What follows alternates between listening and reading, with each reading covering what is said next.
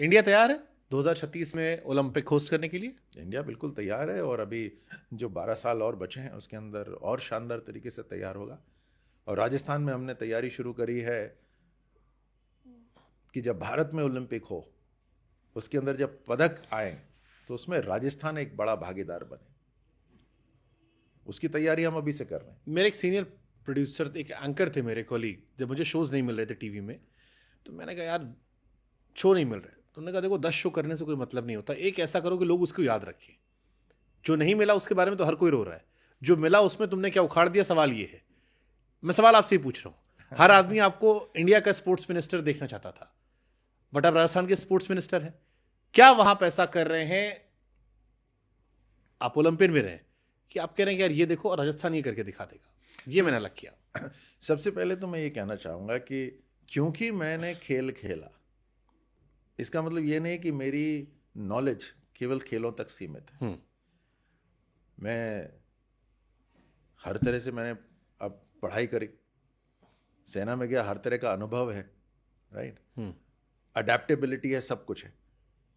तो केवल खेल मंत्री वाली, क्योंकि खेल लिया, ये गलती थोड़ी ना हुई। मैडम आप पहले ओलंपियन हो गए ना शूटिंग में। ओके, पहली बात। दूसरी बात, राजस्थान में हम क्या कर रहे हैं, देश के अंदर भी जब मौका दिया प्रधानमंत्री मोदी जी ने, तो उनके विजन के साथ हमने खेलो इंडिया शुरू करा। America is big in games, क्योंकि अमेरिकन कॉलेज गेम्स बहुत तगड़े होते हैं वहां पे। चाइना बहुत तगड़ा है क्योंकि उनकी बेंच स्ट्रेंथ बहुत तगड़ी, हर जिले के अंदर उनके पास खिलाड़ी है। भारत के अंदर खेलो इंडिया से वो ये होगा कि स्कूल और कॉलेज के लेवल के बच्चे अब खेल रहे हैं, और एक ऐसे शानदार माहौल में खेल रहे हैं जहां 100 घंटे का हाई डेफिनेशन टेलीकास्ट होता है, हीरो बन रहे हैं वहां पर। और हर साल 1000 खिलाड़ियों को स्कॉलरशिप दी जा रही है, 5 लाख रुपए की, जो 8 साल तक लगातार चलती रहेगी। और पॉकेट मनी दिया जा रहा है टारगेट ओलंपिक पोडियम के खिलाड़ियों को।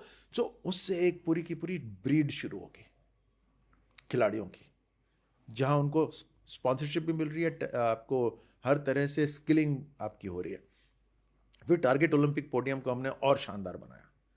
दुनिया के अंदर कहीं भी ट्रेनिंग करने जाओ, पहले हम फाइलें लेके घूमते थे, अब वो फाइलें लेके आपका मैनेजर घूमता है। हमने एक मैनेजर लगाया हुआ है, हर खिलाड़ी के ऊपर एक मैनेजर लगाया हुआ है, वो सारी फाइलिंग वर्क करता है। और फिर प्रधानमंत्री जी ने कहा कि ये सब कर रहे हो लेकिन पॉकेट मनी भी दो, तो 50,000 रुपए पॉकेट मनी भी उनको दे रहे हैं। ऐसा पहले कभी नहीं होता था, और किसी दूसरे देश में ऐसा नहीं होता।